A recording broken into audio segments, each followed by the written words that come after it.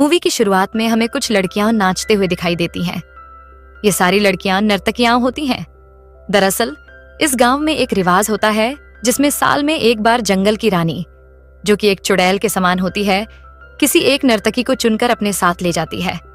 देखते ही देखते सारी लड़कियां नीचे गिरने लगती हैं और आखिर में एक लड़की बचती है तो उस गांव की सबसे बूढ़ी औरत उसे एक बक्सा देती है जिसमें एक कड़ा होता है और उससे बोलती है, जितना दूर हो सके इस कड़े को इस गांव से ले जाओ। अब लड़की उस कड़े को लेकर भागने लगती है। भागते भागते उसे कई चोटें भी लग जाती हैं। तभी उसे अपने पीछे उस गांव की जंगल की चुड़ैल दिखाई देती है जिसका नाम बत्रिका होता है, जो उससे बोलती है, इस कड़े को वापस दे दो। पर लड़की उसकी एक नहीं सुनती, उस कड़े को उस गांव से दूर ले जाती है।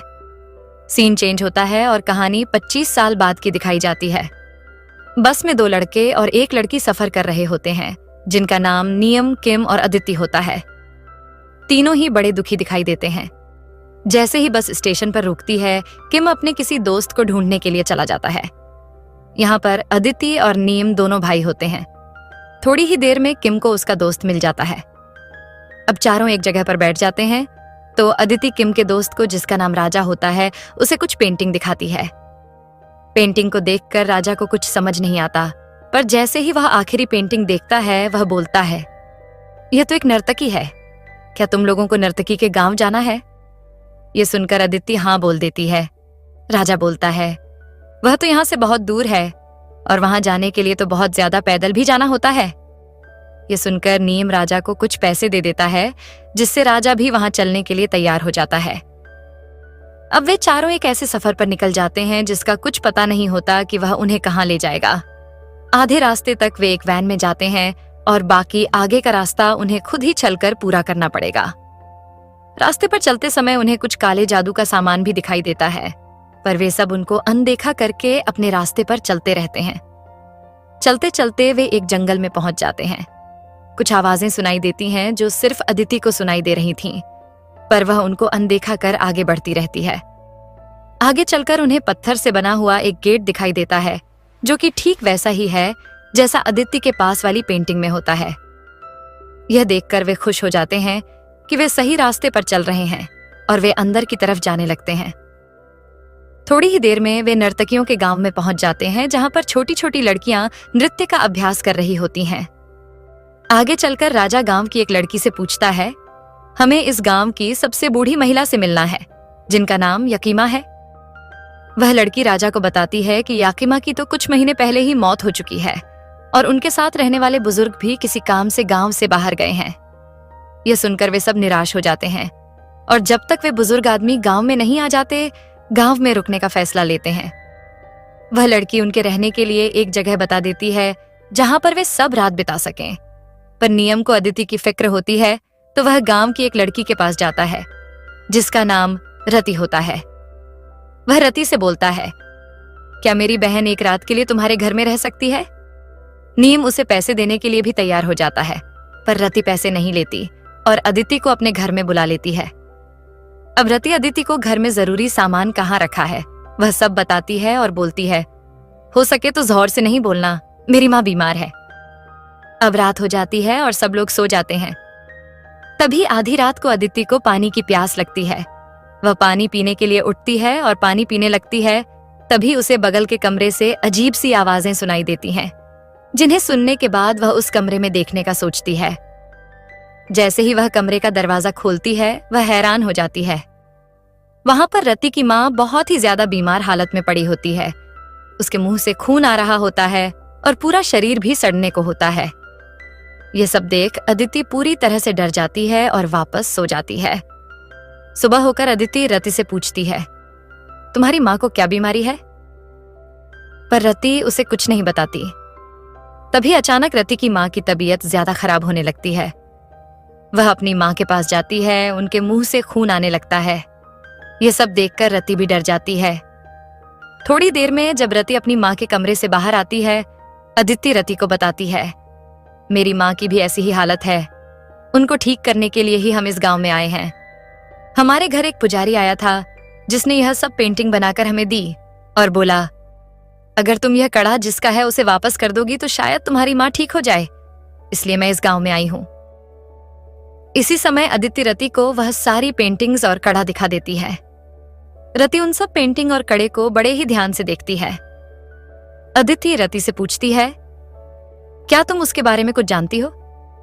रति बोलती है, यह तो एक दरवाजा है जो गांव के दूसरे छोर पर है और वहां जाना सख्त मना है।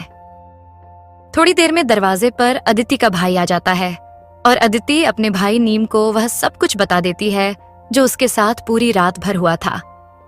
यह सब सुनकर वे जब तक इस गांव के सबसे बुजुर्ग व्यक्ति से नहीं मिलते तब तक गांव में ही रुकने का फैसला लेते हैं। अब सुबह होती है, सब नहाने के लिए जाने का सोचते हैं। लता और अदिति उनके साथ जाती है। थोड़ी देर चलने के बाद नीम, किम और राजा दूसरी तरफ चले जाते हैं और अदिति और रति जंगल के बीच बने एक तालाब की तरफ।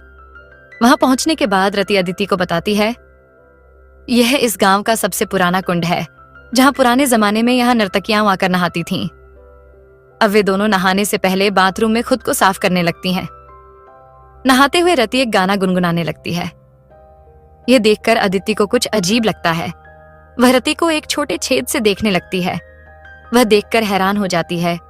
उसे वहां एक सांप दिखाई देता है जिसे देख अदिति हैरान होकर तुरंत बाथरूम से बाहर आ जाती है।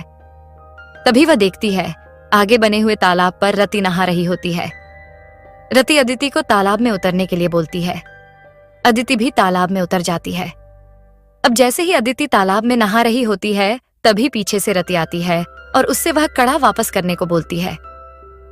दरअसल यह रति नहीं होती है, ये उस गांव की जंगल वाली चुड़ैल होती है। देखते ही देखते वह अपने असली रूप में आ जाती है, जिसके बाद तालाब में बहुत सारे सांप दिखाई पड़ते हैं, जिन्हें देखकर अदिति पूरी तरह से डर जाती है और तालाब से बाहर निकल जाती है। बाहर आकर उसे रति मिलती है। अदिति रति से बोलती है, क्या तुम्हें तालाब में सांप दिखाई दे रहे हैं? पर रति को तालाब में कुछ नहीं दिखाई दे रहा होता है। यहाँ दूसरी तरफ किम, नियम और राजा एक कब्रिस्तान में पहुंच जाते हैं और फिर तुरंत वहां से निकल जाते हैं। अब शाम को सभी लोग एक जगह बैठे हुए होते हैं। तभी नीम अदिति से बोलता है, मुझे गांव कुछ अजीब लग रहा है, हमें यहाँ से निकलना चाहिए। तभी रति बोलती है कि तुम लोगों को वह कड़ा वापस करना चाहिए, क्या पता उससे तुम्हारी माँ ठीक हो जाए। अब ये सब बातें करने के बाद रात को सब लोग सो जाते हैं। तभी अचानक रात को ढोल बजाने की आवाज अदिति और रति के कानों में पड़ती है। अदिति रति से पूछती है, यह क्या है? रति बोलती है, यह आवाज गांव के जंगल से आ रही है जहां जाना मना है, पर तुम चाहती हो तो मैं तुम्हें वहां ले जा सकती हूँ। यह सुनकर अदिति भी जाने को तैयार हो जाती है। अब वे दोनों जंगल के रास्ते वहां जाने लगते हैं। देखते ही देखते वे लोग वहां पहुंच जाते हैं जहां पर बहुत सारे लोग नाच रहे होते हैं।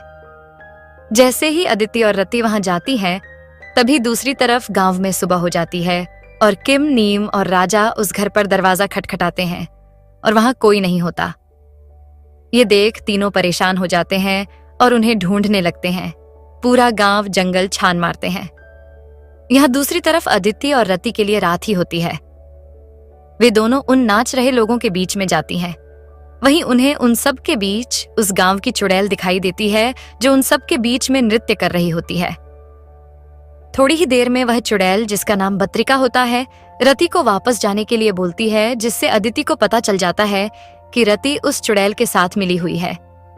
अब वह चुड़ैल अदिति से वह कड़ा मांगने लगती है। पहले तो अदिति मना कर देती है, पर जब वह सोचती है कि क्या पता इस कड़े को वापस करने के बाद मेरी माँ ठीक हो जाए, तो यह सोचकर वह कड़े को वापस कर देती है।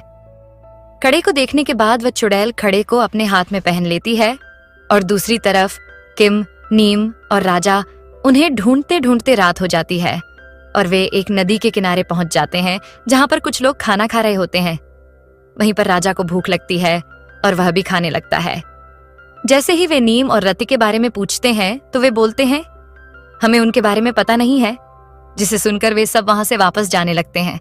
पर जाते हुए वे लोग राजा को खाने के लिए कुछ दे देते हैं। अगर ये वीडियो आपको पसंद आया हो तो लाइक का बटन दबा दो, और अगर तुम चाहते हो कि इस वीडियो का दूसरा भाग बने तो 100 लाइक्स का टारगेट पूरा कर दो। तुम्हारी हर लाइक हमें और मजेदार वीडियो बनाने के लिए प्रेरित करती है। और हाँ, चैनल को सब्सक्राइब करना मत भूलना।